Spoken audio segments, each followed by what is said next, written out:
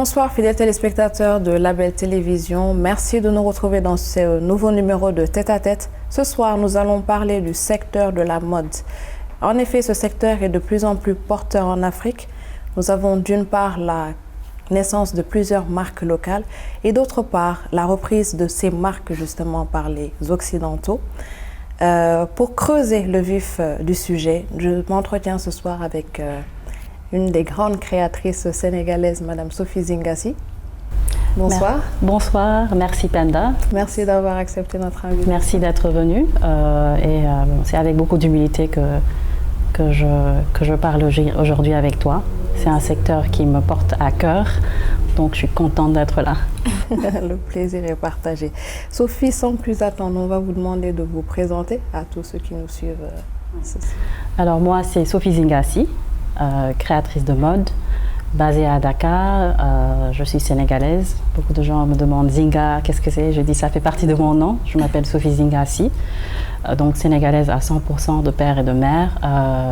C'est vrai que j'ai eu une enfance partagée entre des continents, donc l'Afrique, les États-Unis. Donc j'ai vécu au Sénégal, j'ai vécu au Kenya. J'ai aussi vécu aux États-Unis où j'ai fait une partie de ma vie là-bas depuis la toute petite enfance. Donc c'est à 10 mois que je suis partie là-bas. Mais bon, ma vie a été entrecoupée entre Dakar, New York, Washington, Nairobi, voilà. Tout un melting pot. Votre cursus justement pour exercer aujourd'hui dans le stylisme? Alors moi j'ai un cursus atypique parce que je me suis toujours intéressée à la mode, à ce secteur-là, depuis toute petite. J'avais 6 ans, je me rappelle, j'étais en train de regarder une interview de Naomi Campbell.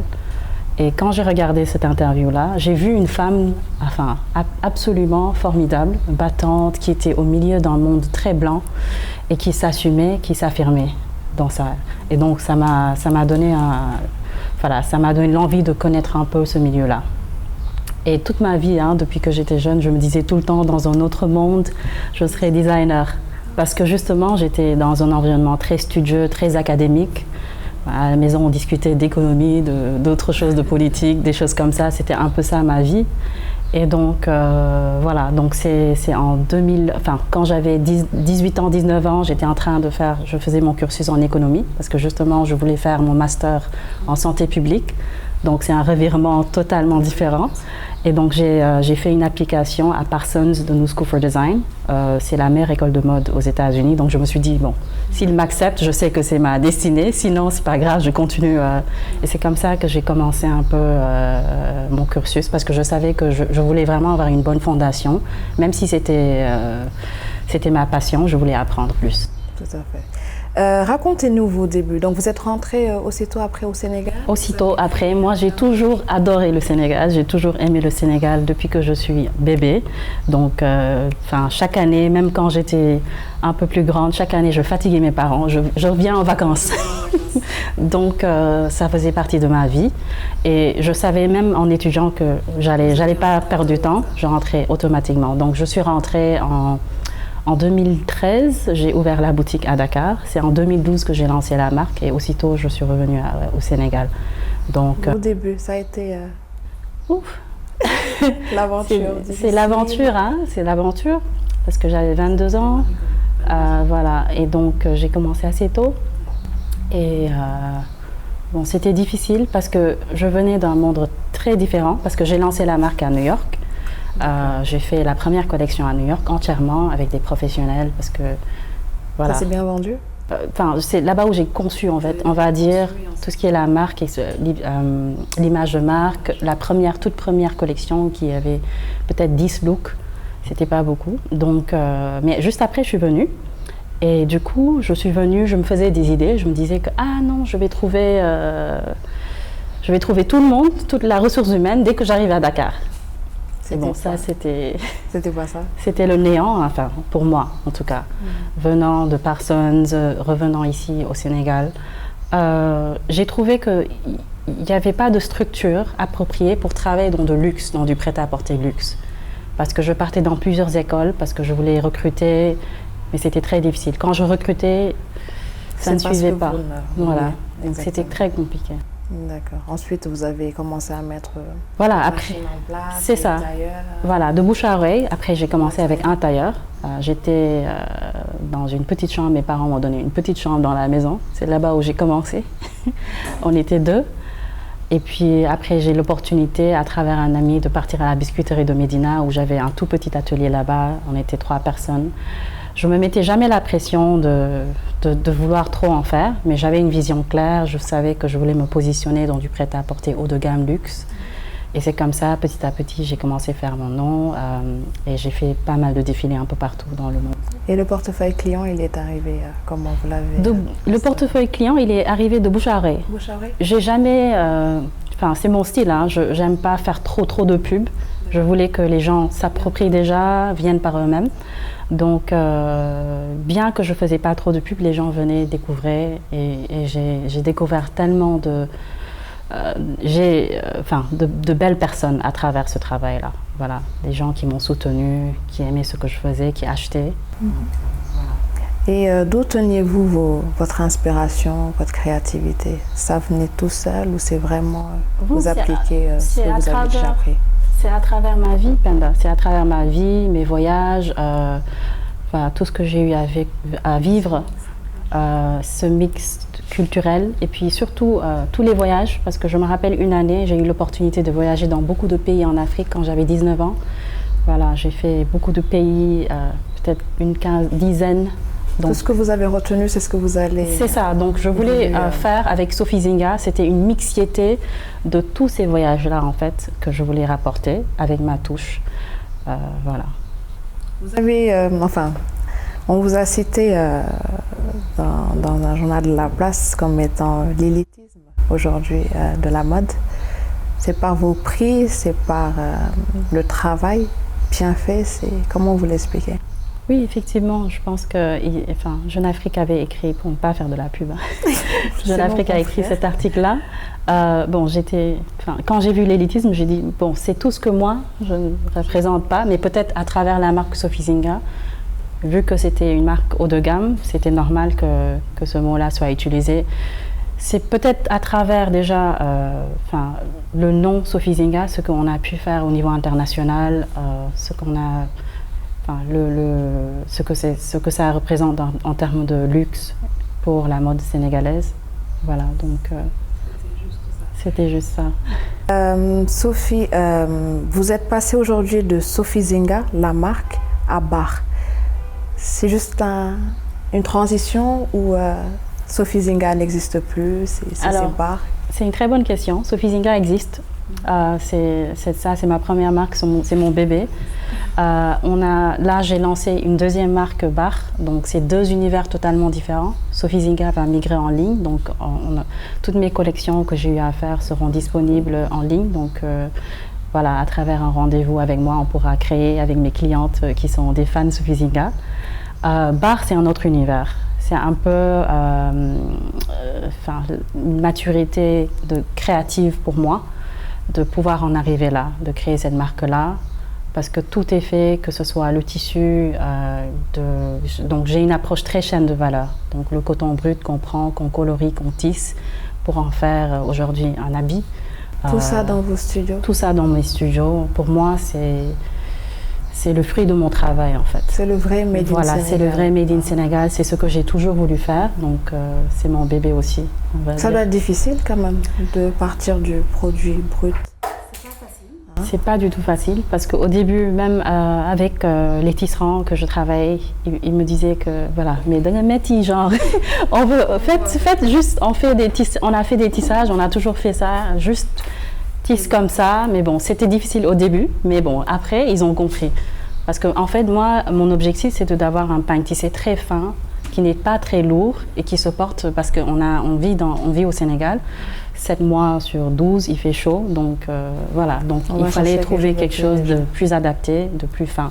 Et du coup, vous envoyez une équipe chercher la matière première, le coton. Donc, le coton, on le source, en fait, expliquez-nous tout ça. Le coton, déjà, le Sénégal a l'un des cotons les plus bons et les plus fiables en Afrique. Bio, il y en a des cotons bio, il y a des cotons traditionnels. Et Bamako, il y a du coton. Le Burkina fait du coton. Le coton, vraiment, en Afrique de l'Ouest, il est beaucoup cultivé. C'est vrai qu'il est exporté, il s'exporte beaucoup, mais il est disponible là. Donc moi, c'était ça le challenge, en fait, en tant qu'Africaine, en tant que designer, de faire mon propre tissu. C'était ça mon challenge vraiment avec Bar. Et Bar, c'est vraiment tout ce qu'on voit ici, c'est votre tissu, c'est vos créations. C'est mes créations, c'est mes tissus. J'arrive à contrôler un peu la production, la chaîne de valeur. Et surtout parce qu'avec Sophie Zinga, l'un des challenges, c'était que les tissus, on se les procure un peu partout, à Dubaï, à New York, à Paris. Quand on est en rupture de stock et une cliente veut quelque chose, c'est compliqué de revoir le même tissu. Donc aujourd'hui, l'histoire de Bar, c'est une histoire de comment est-ce que nous, on peut valoriser ce qu'on fait, ce qu'on a. Donc c'est un peu ça, cette approche-là que j'ai. Sophie Zinga, pouvez-vous nous raconter aujourd'hui tout le process, le déroulement, par exemple, d'une nouvelle collection? Dès lors que vous avez eu l'idée de créer une nouvelle ligne, comment ça va se passer? Alors déjà, ça commence toujours, pour moi en tout cas. Chaque designer est différent, mais ça commence toujours autour d'un thème ou quelque chose que je voudrais en fait montrer à travers ma création. Donc j'ai eu à faire pas mal de collections, Petao, Abyssinia. Quelquefois, ça parle d'histoire, quelquefois, ça parle de quelque chose comme le Kori et sa signification en Afrique. Donc, pour moi, ça commence avec ça. Donc, je fais pas mal de recherches par rapport à ça. Je commence à dessiner et je trouve les tissus. Après ça, techniquement, ça commence à arriver parce qu'on fait des échantillons, on commence à utiliser la toile pour faire des modèles adapté et après c'est la coupe. Donc voilà, c'est tout un process en fait. D'accord. Et ensuite, après avoir fait ces modèles, vous les mettez directement en magasin? Exactement. Donc après, dès que les échantillons sont validés et que j'aime bien, quelquefois il m'arrive à faire peut-être 50 looks différents et puis j'en enlève 30 et je dis voilà, on garde les 20. Et c'est ce qu'on va produire en magasin. Donc j'ai toujours des choses que je ne sors pas. Vous arrivez à répondre à la demande de votre clientèle? Alors là, c'est le grand problème aujourd'hui. Mes clientes qui vont regarder ça vont me dire on attend nos tenues. Je crois que toutes les créatrices ont le même problème. C'est ça. Donc pour Bar en fait, en particulièrement parce que nous on crée les tissus. Donc c'est un processus. Donc, mais on essaie de vraiment de satisfaire la demande locale déjà. Mais l'idée, c'est de pouvoir exporter dans les autres pays africains et puis dans les autres pays, tout simplement. Créer une véritable chaîne de valeur, je vais revenir là-dessus tout à l'heure. Alors, vous êtes aussi produit dans les plus grands podiums du monde. Vous pouvez nous raconter un petit peu comment vous l'avez vécu? Oui, bon, j'ai eu la chance de faire plusieurs podiums au niveau international, que ce soit ici à Dakar, à travers Dakar Fashion Week. Je fais un clin d'œil à Adama Paris. J'ai fait l'un de mes premiers défilés, c'était à travers Black Fashion Week, qui a vraiment fait son tremplin dans la mode. Donc, et après ça, j'ai fait Lagos Fashion Week, Johannesburg, Milan, Paris, New York.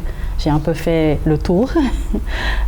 Et pour moi, c'était une expression de mon vécu, vu que je ne me voyais pas tout simplement rester au Sénégal et faire des défilés juste ici.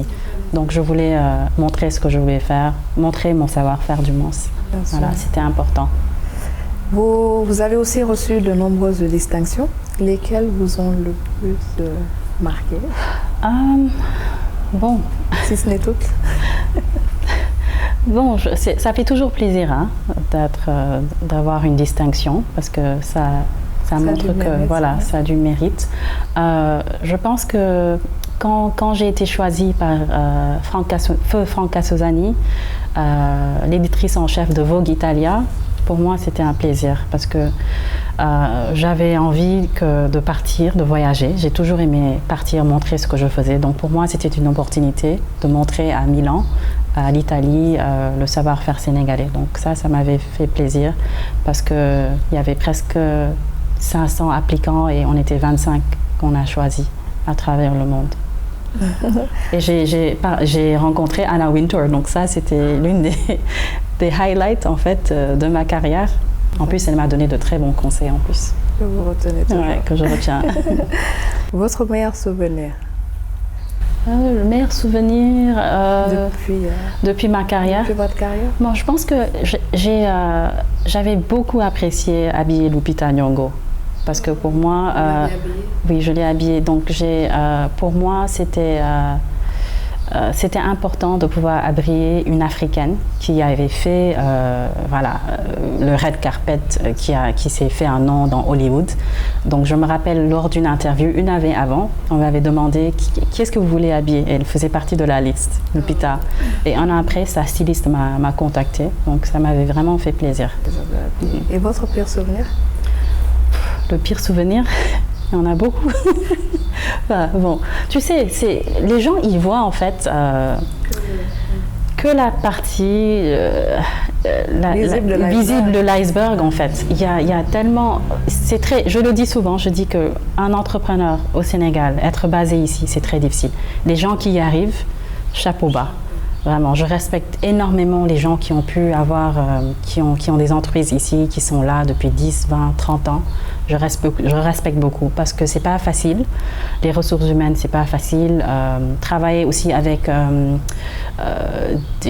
une ressource humaine qui n'a pas un certain niveau d'éducation, c'est un peu compliqué quelquefois, de formation. Tout ça, c'est des aléas. Donc, il y en a pas mal. Hein, donc, mais bon, on va pas les citer ici. Moi, j'aime bien focus sur ce qui est positif et puis avancer, quoi. Mais bon, je dois dire que le positif, il est beaucoup plus que le négatif. Mais il y a eu des expériences assez amères. Mais c'est comme ça, hein, dans la vie de l'entrepreneur. Elle n'est pas linéaire. Elle est comme ça, elle monte, elle descend. Quelle est votre vision de la mode africaine?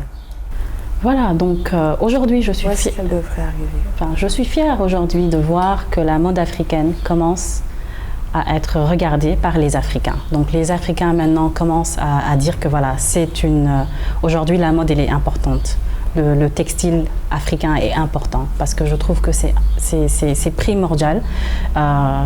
C'est nous parle. Donc aujourd'hui, il faut cette créativité africaine-là, il faut qu'on puisse la vendre dans le monde, comme Paris l'a fait, comme Milan l'a fait, pour pouvoir créer des emplois, impacter tous ces gens-là. Aujourd'hui, on a un pays très jeune, le Sénégal est un pays jeune, mais aujourd'hui, rien ne nous empêche de créer des industries de textile. Donc vraiment, c'est important qu'on puisse vivre de ce métier-là, qu'on puisse avoir des exemples et qui font le travail de pionniers, mais bon, que ça puisse continuer en fait, qu'il y ait des marques qui puissent survivre leurs créateurs, que ce soit des centaines d'années de survie. C'est possible en fait. Récemment, dans un rapport de la banque de la BAD, la Banque africaine de développement, excusez-moi, ils ont sorti, ils prétendent que dans les 5 années à venir, l'industrie de la mode rapporterait 15,5 milliards de dollars en Afrique. Voilà, ça répond à... C'est tout à fait normal. Aujourd'hui, je pense que je ne vois pas un autre continent qui aime s'habiller comme les Africains adorent s'habiller. La Sénégalaise, c'est une créatrice innée. Moi, je le dis toujours. En fait, on a ce sens. Regardez ce que vous portez comme c'est joli. On a un sens inné du style. Et ça, il faut qu'on puisse le brander, le packager et le vendre. Et c'est important. Et que Dakar devienne peut-être un carrefour. Un hub de la mode africaine. Pourquoi pas? C'est possible. Et voilà, donc j'encourage vraiment les jeunes créateurs qui aspirent à devenir créateurs plus tard, de se former et vraiment de se perfectionner tout en restant dans l'excellence. Comme ça, on peut vraiment conquérir la mode internationale. Et du coup, en termes d'accompagnement, qu'est-ce que vous attendrez aujourd'hui? Que ce soit de l'État, que ce soit des entreprises privées? Bon, moi j'aimerais bien que l'État investissent plus sur l'industrie créative, investissent plus sur les industries textiles. On a des industries comme la Sodefitex qui sont là, qui peuvent aujourd'hui, des usines qui peuvent faire du tissu made in Sénégal à 100%, que ce soit des tissus traditionnels, que ce soit du jean, que ce soit du drill. Donc ça, c'est une valeur ajoutée pour le Sénégal, c'est possible. On a du coton bio qui peut se faire ici, donc j'aimerais bien que le gouvernement puisse mettre son tremplin, qu'il investisse, qu'il accompagne ces industries-là pour qu'on puisse vraiment devenir le meilleur. Et aussi peut-être élargir la formation. Élargir la formation, tous ces jeunes-là qui prennent les pirogues aujourd'hui, c'est important de pouvoir leur donner un espoir. Donc il y a des choses qui sont en train de se faire, mais c'est pas assez. Il faut plus, je pense. L'atelier 221, je pense que c'est un petit peu l'idée que vous avez, hein? Tout à fait. Moi, je suis aussi dans cette lignée-là avec le Dakar Design Hub qui va pouvoir vraiment mettre en tremplin et mettre Dakar au centre de la création. Donc aujourd'hui, l'idée, c'est de faire de Dakar un hub de design à travers la formation qualifiante, à travers le manufacturing, c'est-à-dire avoir une usine qui transforme notre coton et aussi faire travailler les jeunes. Donc c'est un peu ça ma vision. Et voilà, il y a d'autres initiatives qui sont là. On a nos mamans qui sont là depuis longtemps aussi, qui ont fait des Tata Djouma, Collé, qui ont fait aussi, parce que c'est important de le dire, hein, Oumoussi, qui ont apporté aussi quelque chose à la mode sénégalaise. Donc tout ça, ça fait que il faut qu'on puisse aller ensemble pour arriver.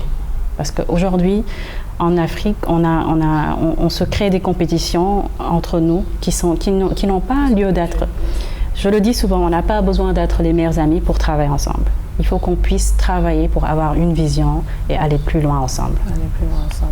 Vous pensez que la mode africaine peut aujourd'hui vivre en autarcie, c'est-à-dire se suffire d'elle-même, en production et en consommation, mais là vraiment la mode africaine en passant par les pays anglophones? Tout à fait. Tout à fait. Je trouve elle peut vivre en autarcie. Aujourd'hui, je pense que l'inspiration, que ce soit qu'elle vienne de l'Europe ou des États-Unis, elle est africaine. Ça, c'est connu. Et puis depuis toujours, hein, que ce soit Yves Saint Laurent ou les autres grands créateurs, ils se sont inspirés de l'Afrique. Et bon, ça, c'est pas petit. Donc aujourd'hui, il faut qu'on soit autonome. Donc, pour commencer, l'autonomie commence avec l'industrialisation. Donc, voilà. Sophie, comment voyez-vous la mode, comment verrez-vous la mode sénégalaise dans les 5-10 prochaines années? Moi, je vois la mode sénégalaise, une mode qui avance à grands pas. Aujourd'hui, il y a 10 ans, moi, quand j'étais là, et aujourd'hui, avec tous les créateurs qui sont là, qui font de très belles choses, toutes les marques qui sont en train de grandir, les concept stores qui sont en train de se faire, je pense qu'on a un avenir radieux, hein, pour ne pas nous jeter de fleurs, hein, dans l'industrie créative. Mais je pense qu'il y aura vraiment de belles choses qui vont se faire, une avancée dans cette industrie-là. Je pense qu'il y aura on sera beaucoup plus soudés dans les années à venir et pour pouvoir conquérir le marché africain et international. Parfait. Vous excellez dans ce domaine de la créativité, donc de la mode, de l'industrie artisanale. Mais que dire aujourd'hui aussi des autres secteurs où beaucoup de femmes sont impliquées? Bon, moi mon plaidoyer, c'est toujours la formation, parce que c'est la base.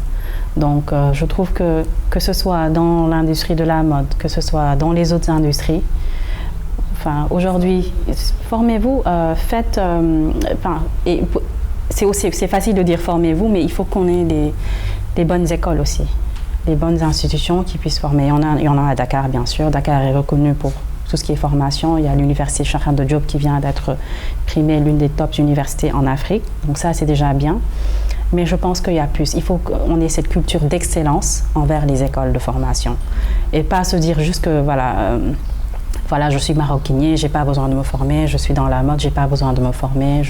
Parce que pour moi, comme j'ai dit, la sénégalaise, c'est une créatrice innée. Donc il faut juste ce petit push-là pour qu'on puisse vraiment conquérir. Vous pensez former, vous?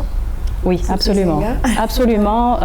C'est mon projet de vie, hein, de pouvoir rajouter la chance que j'ai eue de pouvoir être formée. Et pour moi, c'est important. Les jeunes, c'est mon focus aujourd'hui. Pouvoir donner à la jeune génération les opportunités. Parce que ça me fait très mal quand quelqu'un me demande où est-ce que je dois aller comme école et j'ai des difficultés. Je n'ai pas envie de dire des jeunes de partir au Canada, aux États-Unis, en Europe. Parce qu'on perd du temps en faisant ça. Parce qu'ils t'apprennent la mode anglaise, la mode américaine, la mode française, mais pas la mode sénégalaise. Donc il faut qu'on ait des écoles de mode reconnues au niveau international qui sont ici, pour que pas seulement les Sénégalaises puissent apprendre, ou les Sénégalais, mais que les autres puissent venir ici. Il faut qu'on puisse croire en ça. Tout à fait. Quel combat donc nous femmes aussi devons mener? Et là je fais un petit focus, on est au mois de mars, oui. Avec particulièrement la journée internationale des droits des femmes, ce 8 mars.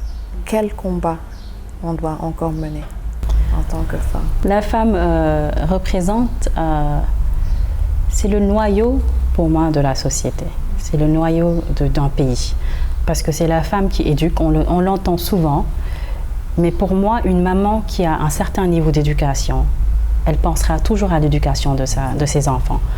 Même les mamans qui n'ont pas ce niveau-là, elles pensent à l'éducation de leurs enfants, elles pensent à l'avenir. Parce que quoi qu'on dise, chaque maman veut que son enfant réussisse. Donc si on donne les moyens aux femmes, si on les accompagne, si on leur donne la formation qu'il faut, elles vont arriver.